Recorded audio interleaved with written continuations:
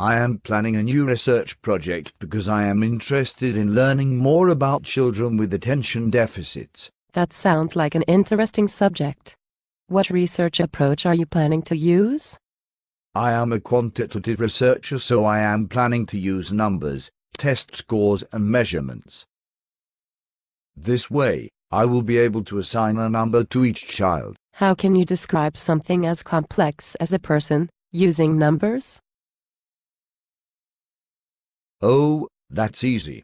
I could give them all a test in order to get a score, or I could get a score by asking their parents to complete a survey with questions about their child's distractibility, or I could use a stopwatch to measure how much time they attend to classwork in 1 hour of classroom time.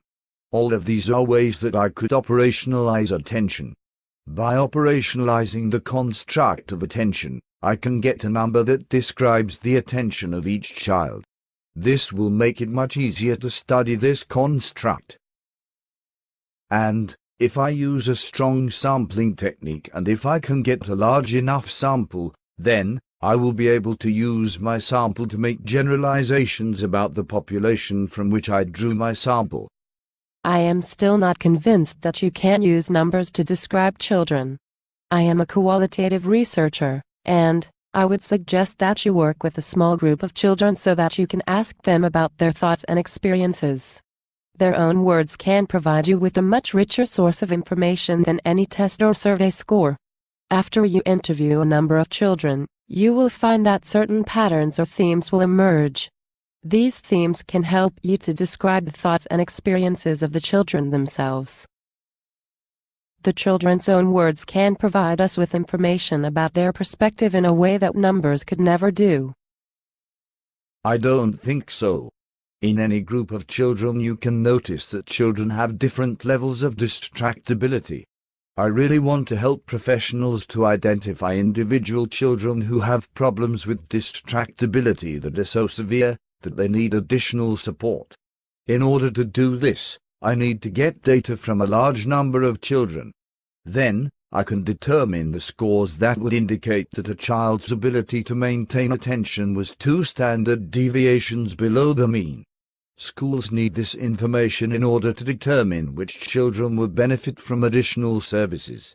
While there may be some value to qualitative research approaches, I cannot use a qualitative approach to develop a norm test that will be able to compare the score of a specific child to national norms based on a large sample of children.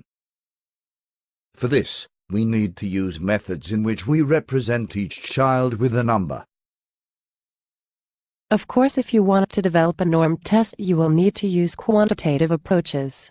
Your research approach always needs to match the type of research question that you are asking, but the questions that you can answer using quantitative approaches are so limited. Quantitative methods are based on the idea that if you measure something carefully and control other factors, you can get at some simple, distilled truth. We are all complex people living in a complex world, and there really is not any single test score that can tell you if a child needs additional support at school, and there is certainly no single test that can tell you what kinds of interventions are most helpful to children with attention deficits.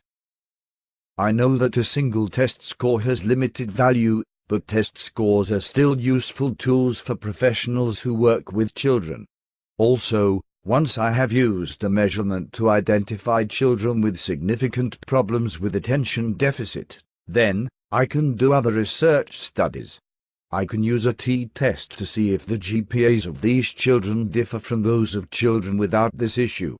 I can use correlations to see if there is a relationship between attention deficit and factors such as consumption of sugar or intelligence. I can use different quantitative methods to address a wide range of research questions. Using these methods, I can answer research questions about what is most typical within the population of children with attention deficit. Yes, but you need to remember to think about the relationship between the researcher and the people being researched. In quantitative studies, there is generally a powerful researcher who is studying a set of research subjects with very little power. As a qualitative researcher, I work to empower the individuals in my studies. I call the individuals that I work with participants, and in some qualitative methods the participants have a role as co-investigators. My role as a researcher is to empower my participants and inform professionals about the thoughts, priorities, and experiences of these individuals. We empower individuals by sharing their words, not by representing each individual with a number. I have a lot more to say on this subject. For example, I could talk about the problems with generalizability in qualitative research. I could also talk about these issues for hours.